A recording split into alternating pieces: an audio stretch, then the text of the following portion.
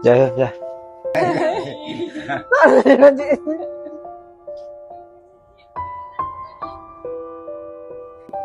Berasa pelik bagi pocik sebab umur pocik ni sudah 76 tahun. Jadi ni baru jumpa.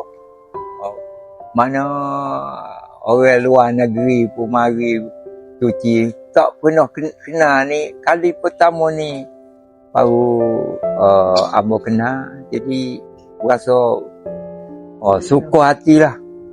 Saya sangat gembira dan saya sangat seronok sebab ini adalah pengalaman yang saya takkan pernah lupakan. Pengalaman yang saya dapat ni takkan dapat dibayar walau apa sekali cara pun. Saya rasa macam tersentuh hati. Macam aku kena tolong. Sebab saya dah anggap makcik ni, pakcik ni macam mak ayah saya. Memberi impak dalam diri saya sebab sebenarnya di kalangan masyarakat komuniti yang kita tak tahu sebenarnya ada lagi yang memerlukan bantuan kita dan perhatian daripada kita walaupun mereka bukan darah daging. Berceloteh bersama makcik-makcik ni, dengar cerita dia bergelak ketawa, dia membuatkan saya sedar teringat pada ahli keluarga saya, keluarga bapa saya. Kami datang ni memang mula-mula muka dia macam tak happy, tapi kami datang, ya Allah, muka dia happy sangat-sangat. So kami, walaupun kami penat tapi kami gembira.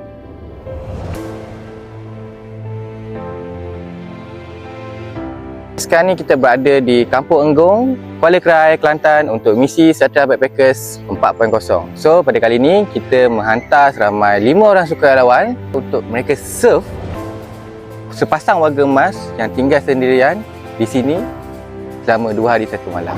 Rumah warga emas yang kami pergi di Kampung Enggung Kuala Krai ini mempunyai sedikit masalah lah, seperti kayu yang rosak, lantai yang berlubang.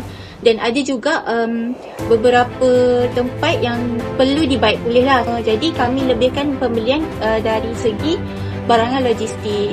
Dan kita orang juga ada beli sedikit barangan untuk memasak sebab kita orang nak menyantuni mereka dengan masak sedikit orang kata juadah untuk makan malam, sarapan pagi semua kan. Misi Backpackers 4.0 dekat rumah Pak Cik Razali dengan Mak Cik Khatijah. Okay, so saya cerita sikit background dia. Dia duduk 2 orang je dan anak sudah meninggal lah. Kita datang, kita berceloteh lah, tanya pasal macam mana gaya hidup apa semua, sakit bila, lepas tu nak tolong macam mana daripada segi mengemas ke. Okay, so malam tadi kita orang makan-makan sambil berceloteh. Okay, sambil berceloteh ceritalah pasal pengalaman apa semua. Pada kali pertama saya datang kat sini, saya boleh nampak situasi rumah ni sangatlah berselerak dan sangatlah tidak terjagalah di kawasan rumah, di dalam rumah, di kawasan luar dan juga di bawah rumah. Tujuan saya adalah untuk cuci dan mengemas semua peralatan yang ada dekat rumah ni, susun barang dia, bagi kemas, bagi cantik balik. And then kita membuat baik pulih seperti baiki lantai, baiki lampu dan juga baiki plug yang rosak lah. Kami ingin menyantuni dan membantu menguruskan rumah Makcik Khatijah dan Pakcik Rozali kerana rumah mereka yang tidak terurus. Jadi kami membantu mereka untuk membersih, membantu menguruskan dari segi barang-barang yang tidak terurus.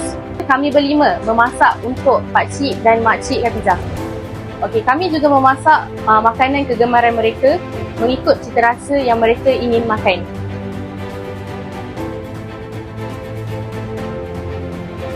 Di sini saya diberi tugas untuk membaiki, untuk mengemas sekali. Saya tak pernah lagi membaiki kayu, saya tak pernah lagi bermain dengan litar elektrik. Jadi ini adalah satu fasa yang baru untuk saya. Ini juga saya dapat pertama kali saya dapat menjadi seseorang yang bertanggungjawab. Tak pernah berlaku lah macam ni. Jadi sekadar seorang diri sekelamin gitu ya. Jadi ini berasa suka hati sangat-sangat.